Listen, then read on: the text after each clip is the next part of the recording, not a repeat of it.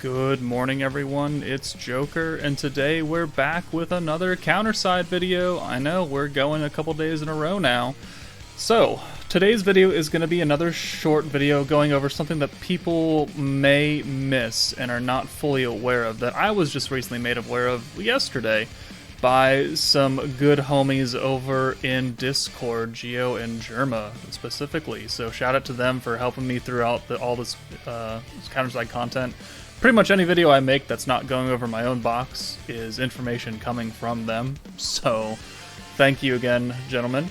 But here we are on the world map thing with our missions and our dispatch, and we have a few things to go over. So if I go into here, we go to branch facility.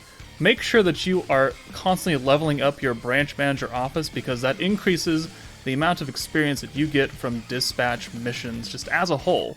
And so if you've been doing dispatch missions, you're gonna, slowly gain some level ups. Level 4 is where I'm at for this one. And this one does require level 6 before I can get it to a 3rd level of branch manager office. So it's gonna take a while. But also, make sure to upgrade your phase coordinates and spatial coordinates amplifiers, because these generate higher level raids and higher level dives, which I did not know about, because every time that I would get a dive, it would be like level 20 or something like that, and be like, well, I'm going to clear this in about 2 minutes flat. And now you see I have a level 73 dive that I could go into now, and that is because I have upgraded this office to the spatial coordinates amplifier level 6, and I'm pretty sure this is almost free once you yeah, it's free as long as your facility level and branch level is high enough. So always remember to keep upgrading these as you level up. And every time you level up, you'll get these sweet facility points, right? And you can use these to unlock additional offices. So you see it takes 5,000 coin and 1 facility point to unlock those.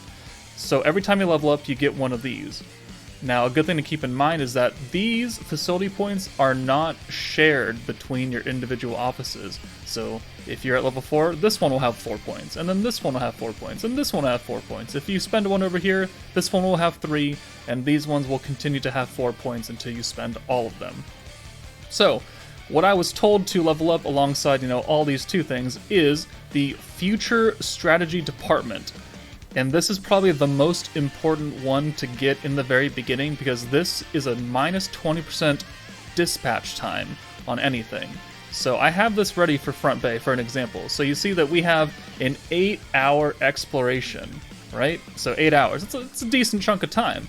But we have the Future Strategy Department leveled up, so we get a minus 20%. So if I go do this right now, and I go send this team, it's now only 6 hours and 24 minutes. So it's definitely a decent cut, over an hour and a half off of the the standard 8 hours. So this is a very important building to level up immediately. And thankfully, once you get to level 4, you're gonna have 4 of these points, and it's only max level's 3. It's only gonna cost 3 points to max this thing out. It doesn't go any higher than 20%. So this is the most important one that I was recommended, and I'm recommending to you to level up first. And then the next one is the CSE Passive Radar, which is a chance of finding high-grade disturbance plus 10% during dispatch missions. That is a very fancy, convoluted way of saying you get an extra 10% chance of getting a dive or a raid. That's what it means.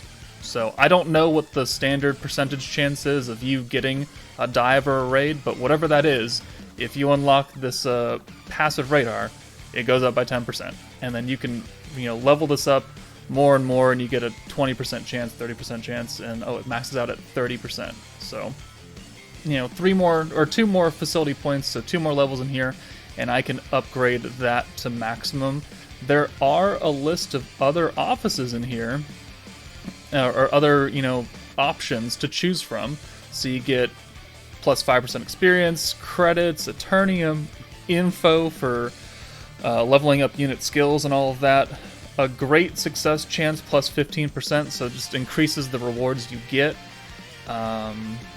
Staff office required. Chance of high class dispatch mission appearing on the list plus 10. Oh, okay. Chance of finding high grade disturbance plus 10%. So that's already built. So staff office required. So this must mean that, it's even more better rewards. Okay. The most important things that I was told is the spatial coordinates or the phased array. So chance of a raid appearing during a disturbance plus 10% or a dive. And I believe that will stack on that passive radar of that initial 10% up to 30, and this will then further increase the chances of you getting a specific dive or raid. But keep in mind that is you can only build either one of these. You can't build both of them. So you got to pick and choose whether you want more dives or do you want more raids. And personally, I think I'd rather get a raid. That's just me though, because everyone gets rewards from doing raids right here, which we'll send out as some help to this level 110. We're not going to do too much damage to it, but we'll go ahead and help. But the rewards you get from these raids are sweet, and also you can use some of your info right here to boost your attack HP, skill haste, and cost reduction, or cost haste. And it goes from 350 to 440, so 90 extra points to do more. I mean, why not? I've got 16,000. I think I'll be okay using it. So let's just go into this raid. We're going to let it auto while we talk. So, point of the video is to remember to upgrade your offices. That way you get the most out of them. I didn't know I had to upgrade them. Like, if they hadn't told me that last night, I would have just, gone with doing level 20 dives and level 70 raids, and I would have been, all peachy about it. But this makes things a whole lot easier and a whole lot less time consuming. An hour and a half cutoff can be significant when you're running all three at 8 hours, and now you're running all three at 6.5. It just gives you more time to do those dispatch missions. And some people who are having trouble like doing some challenges required for dispatch missions, I mean, sure, you can do the hour ones, but they don't give you very good rewards for an hour. So getting the best rewards, of course, 6.5 versus 1 hour is its own struggle, but again, the rewards are greater. Okay, can we take this guy out before he launches his ult? Probably not, because Auto doesn't know when to hold on to ults. Oh well, we're doing okay damage to it.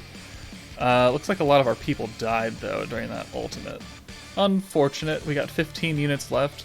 These raids are actually kind of nice because you can auto it, and as long as you go into it, you're guaranteed a reward. Like, I see people do 0 damage because they immediately quit, but they still get credit for taking part in the raid, and you still get something out of it.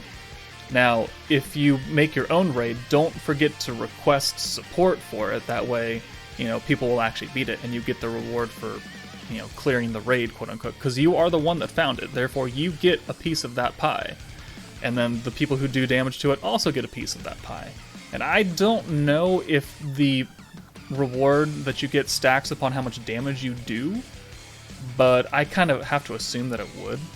He is gathering power. Okay, he got knocked out of that. So no ult for him because we launched a couple ults there. That's good. 110 though. That is high, and we're doing okay damage. Thankfully, we have both of our healers are still out and about. And Hilde is out. Funny story though, I did a random multi on the Awakened Hilde banner just because I had the summon itch, and I pulled a dupe of Awakened Hilde, which is great. Because so far I only did the reroll, and then I was doing like the daily singles, so I was up to like 9 pity. And the pity for the Awakened banners do carry over to the next Awakened banner, which is a great thing. Like, that's so good. I wish pity carried over in Slime, but of course, we can't all have what we want. So, the fact that that carries over means that, if you go really far into getting pity, and you don't pull them, unfortunately, because you're out of currency, then you just wait and you get the next one. You're even closer to getting the next one than you were before. Alright, so our time is up. We did 1.3 million damage to it. Battle stats. Let me guess who did the most damage. Oh, Chifuyu did. Yay. 576,000 damage. I mean, she is our DPS. Hilde is our tank. Alright, so good. And now we're just going to tap to continue. And we're just going to let it sit there. We did our part. We're number 2 on that leaderboard for that battle. And then we'll come back in like 30 minutes and that thing will be dead and we'll get a sweet reward out of it, right? Yeah. We'll get a sweet reward out of it. Participation history? Yeah, okay. So we'll come back to that. But that's what I want to go over today, is just upgrade your buildings, make sure that you're constantly leveling up your offices, your coordinates, unlock the feature strategy department for just quality of life, and then the CSE passive radar as well. But that's it from me, guys. Take it easy, and I'll see you later.